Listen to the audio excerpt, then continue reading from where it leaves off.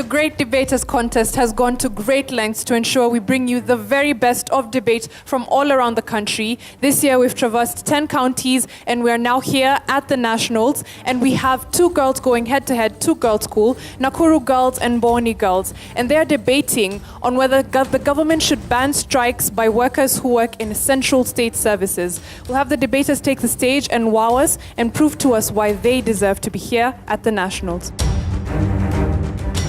Proposer number one, you have 3 minutes.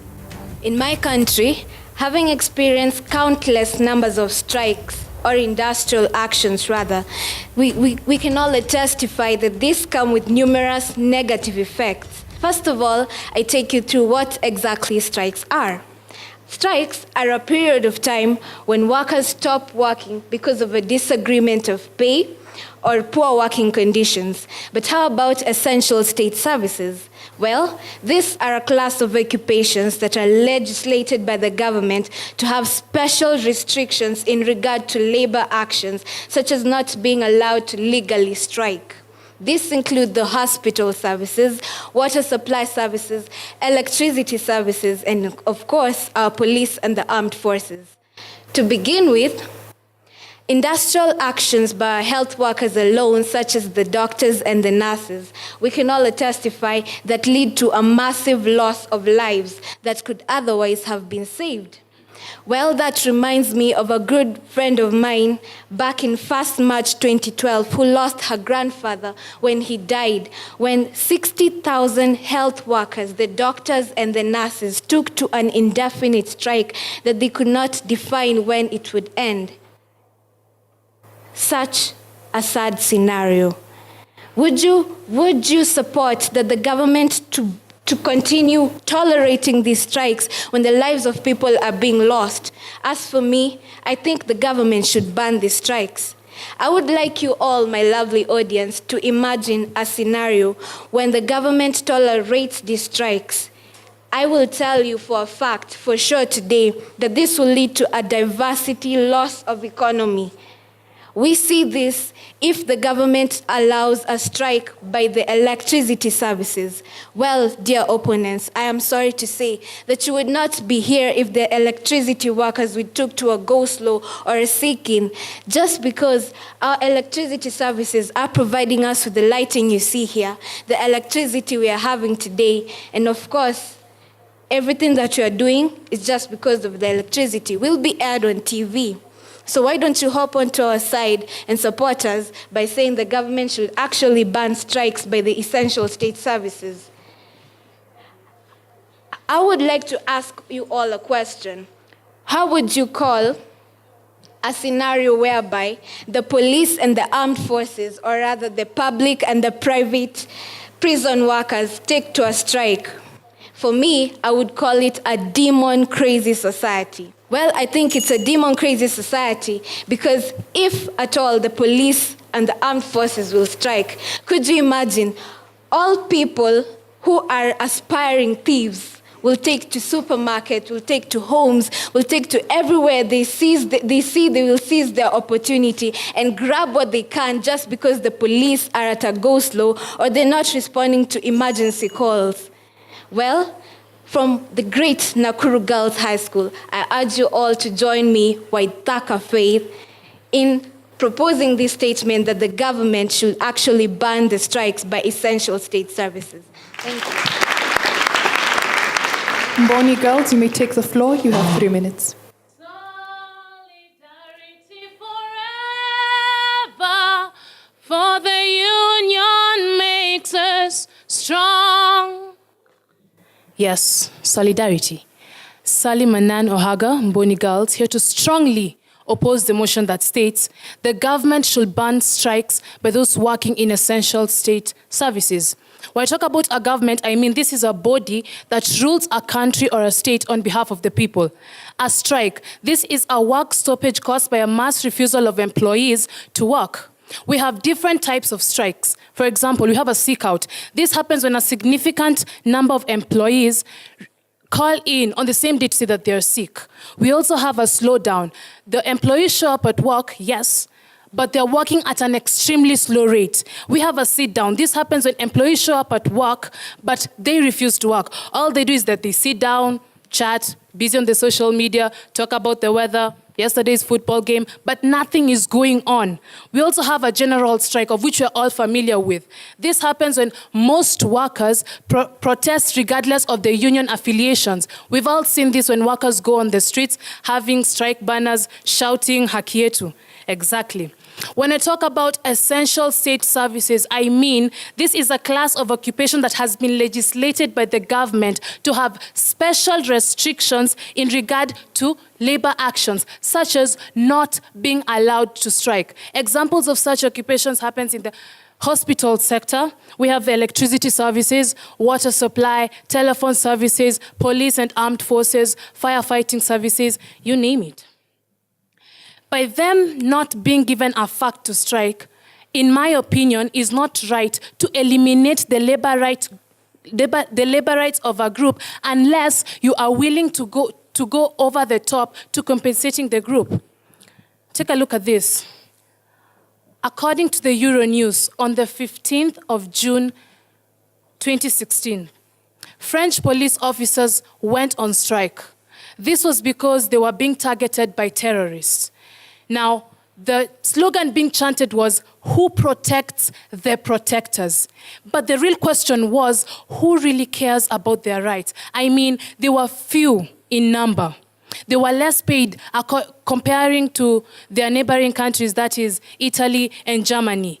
And the fact that they were being threatened by the terrorists, it's just not fair. Why would we tell the police not to go for strike and all they want is to demand for their safety? In short, all I'm saying is there should be a rule that before they strike, they should give a 48-hour notice so that the National Guard can be called in to help out when the rest are on strike.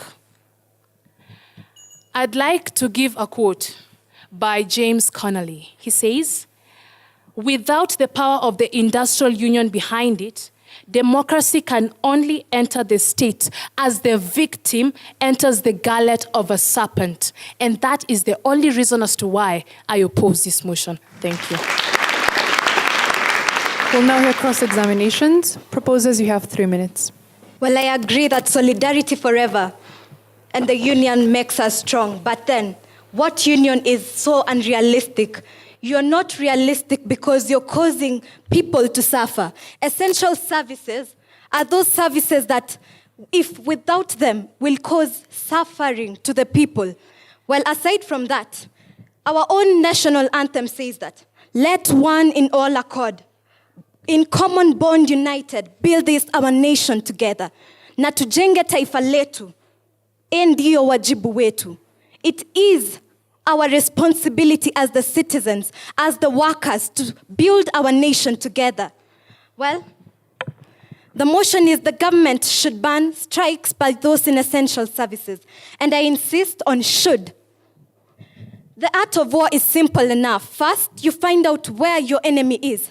Second, you find out how you can access him. And third, you find out how you can strike as hard as possible. My name is Sheila Chalagat from the Nakuru Girls High School. Our enemy as Kenyans is underdevelopment and poverty. Well, this has no room for strikes. Just look at it. We have strikes in the health sector, which is a very important sector in our country. And therefore, Kenya, my first point, Kenya is a developing country. And we cannot afford to use the revenue that we get to pay up salaries. We cannot afford to increase any salary of all the workers in this country without first developing our country. According to the IMF, which says that our country is growing at a rate of 5.9%, which was said last year. That is a very slow growth as expected to reach the Vision 2030. We are aspiring to be among the first world countries. But how will we accomplish this if our growth is so slow? We could use this revenue to build up roads, access those raw materials in the interior. Once we access them, we could build industries, establish them, which we can export the products and sell them among the local people. And with this, we will earn taxes, and we can use the revenue in paying up now these taxes once everyone and once our nation is developed. Another thing is that we could use this revenue in enlightening our society, because an enlightened society is far much better to deal with. An enlightened society will understand that I have to work in order to get this pay rise. To my second point, there has been a lot of misuse of strikes, whereby just a person, a worker, one day decides, I am sick, and I need to call and tell others that I am sick. And once you have informed, there's no way we can refuse you to not get health, your health looked into. And we have to ban these checks because we are misusing them. Now imagine 100 people in the same organization, all calling in for a sick out. Is that really logical? Think about it. Thank you, Mbooni. We'll hear your cross-examination. You have 3 minutes. Haki yetu, haki yetu. Yes, our rights. Diana Matara, Mbooni girls. Now, Waithaka Faith from Nakuru girls. You talked about a man dying in northern Kenya. Would you rather the doctors be oppressed by not being allowed to address their issues through strikes, which in either case, if they're oppressed and not allowed to strike, the patients are going to die because they're going to be disillusioned and not going to administer the correct drugs to their patients? You're talking about preventing essential state workers from striking. Give us alternatives. If you do not want them to strike to address their issues, what do you want them to do? And finally, the second speaker, Sheila, you talked about Kenyans. The motion is not about Kenya. The motion is about the government, not in Kenya. Not allowing essential state workers to strike puts pressure on them and oppresses them. Then these essential state workers are not going to be able to perform their duties effectively. If these essential state workers are not allowed to strike, which is the only language the government understands, what do you expect them to do? Just sit back and relax as the government makes decisions that they know are not correct for them. They're expected to just live with it. Most essential state workers strike mainly because of the government's failure to implement state policies. For example, in Nigeria, according to The Guardian on 27th November 2014, the health workers went on a nationwide strike because of the Nigerian government's failure to implement state policies. These health workers negotiated with their government. These health workers arbitrated with their government. These health workers even went to court to prevent them from striking. But what did the Nigerian government do? They did not even listen to the court ruling, which was in favor of the health workers. The only alternative that these workers were left with was to go on strike, because in as much as we want to pretend, the only thing that makes a government uneasy is a strike by essential state workers. Moreover, people act like they cannot live without essential state workers. Then why can't they be treated in the same way? If they act like they cannot live without doctors, police officers, firemen, why can't they be paid according to their services? These workers go to their employer, that is the government. They explain why they're upset about the way they're being treated. What does the government do? The government makes decisions that these people know are wrong for them. And moreover, these decisions are supposed to be based on a bigger picture which the government is looking at. But in real sense, these decisions are not for the benefit of the employers. If you were an essential state worker, wouldn't you withdraw your services if the government failed to give you your rights? Thank you.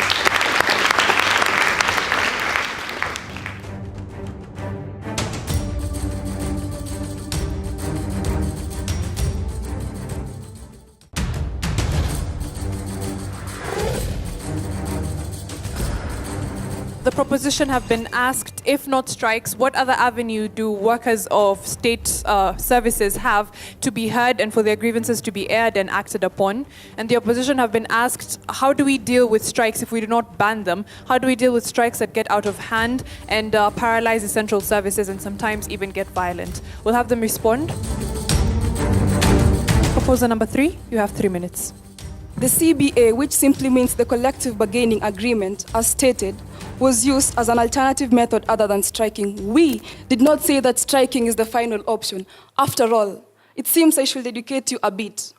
It is true what they say, that words are the true weapons. For those who fight with steels are limited to the strength of their arms, the reach of their blades, and the timing of their strikes. But and only but, those people who fight using persuasion of words, persuasion of arbitration, persuasion of negotiation, are not limited to time, status, nor chance, but whatever they want shall indeed be listened to. A very good example is the recently concluded strikes by the teachers. They had striked time and time again. We used to be sent home because the teachers are on strike. But thanks to our government, due to the CBA, the collective bargaining agreement, the teachers came to a final solution.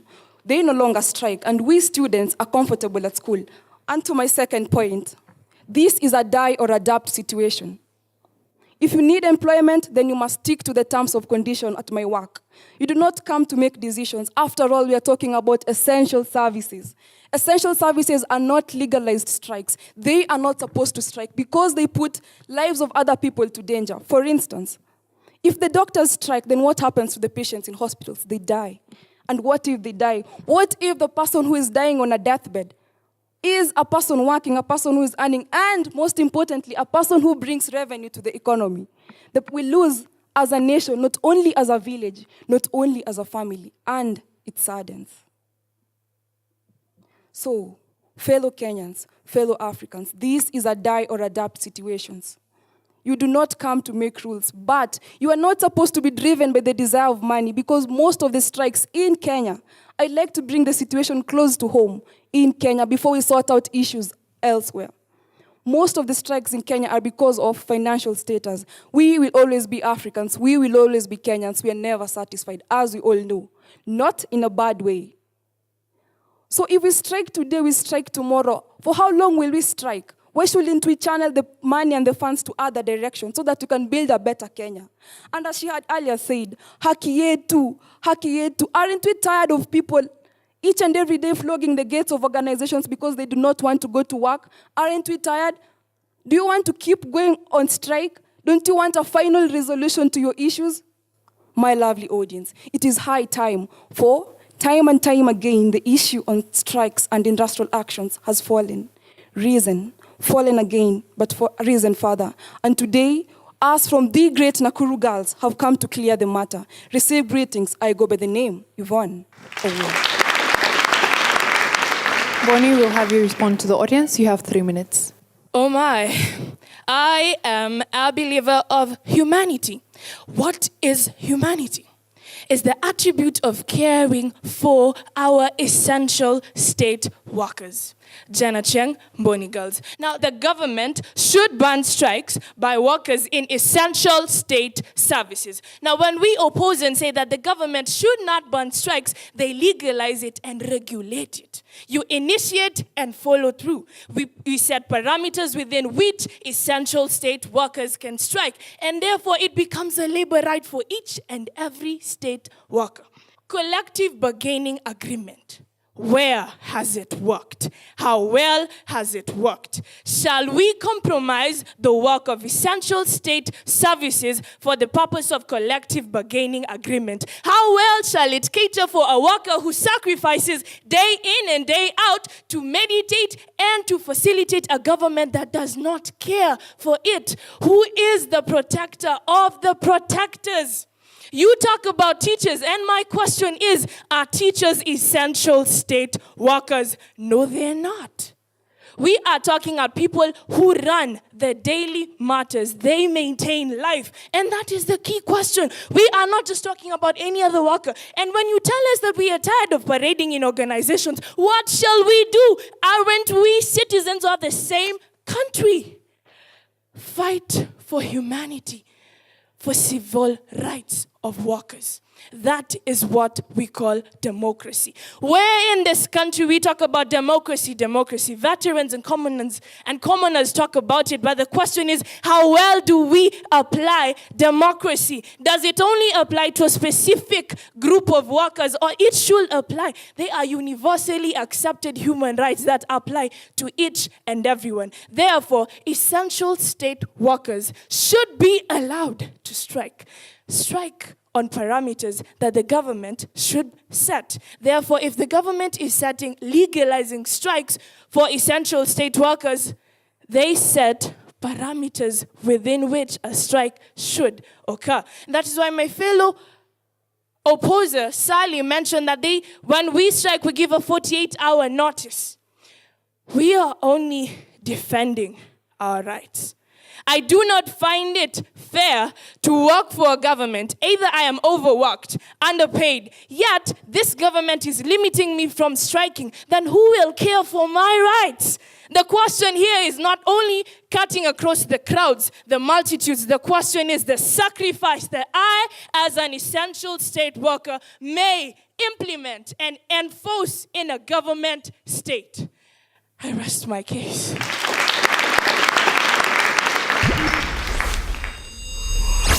Proposition, you have 3 minutes. I am glad that I've said that teachers are not a part of the essential service. But to clarify that, according to the International Labour Organization, which is under the UN, an essential service is that which has been legislated not to strike. But then, and not that, but then, that service will be essential if it takes a certain period of time, which is lengthy. To see the teachers' strike took about 1 month or so, which affected the examination. But that aside, we are talking about Kenya. It's which is specific, our country. And my worthy opponents, stop this drama and think as patriotic Kenyans. We need to stop these strikes because it is either you adapt or die in your work situation. You have to work according to the terms of condition, according to the terms of service, which you have no rule in giving your opinion. You are obliged to work. And therefore, we stand as the government should ban the strikes on essential working services.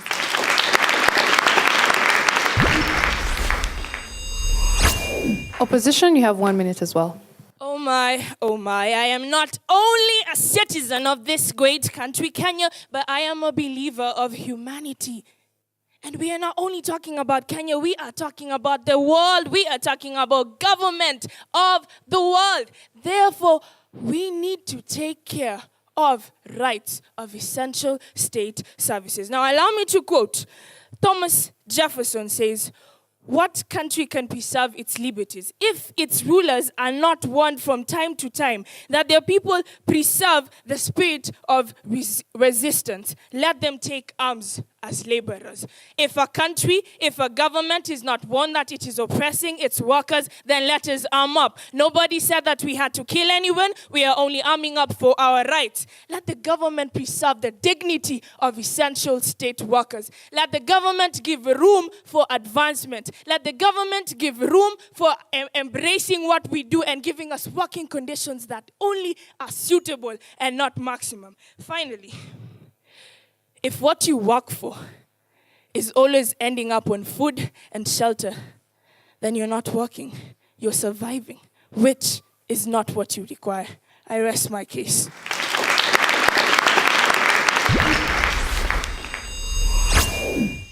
For Nakuru girls, the Nakuru girls, what solutions did you provide? If not strikes, then what are you proposing would be the best way to address the grievance handling mechanisms of employees in state services? For Mbooni girls, Jane comes on and is very good and very persuasive and points us towards what are the things that government should do so that then we don't force these state service employees to go on strike. And I think for me, that is what stuck. Preserving the dignity of these workers, improving their working conditions. I am persuaded that you were right in opposing the motion. All the best to the two schools. Nakuru girls, you scored 64%. Kindly give them a hand. Mbooni girls, our winners for the day, you scored 70%. Give them a round of applause as well. Thank you and bravo to the ladies on stage for a wonderful, very informative debate. And thank you to our audience, both here in the studio and you at home. Catch us next time, same place, same time. I have been your host, Mariam Bishar.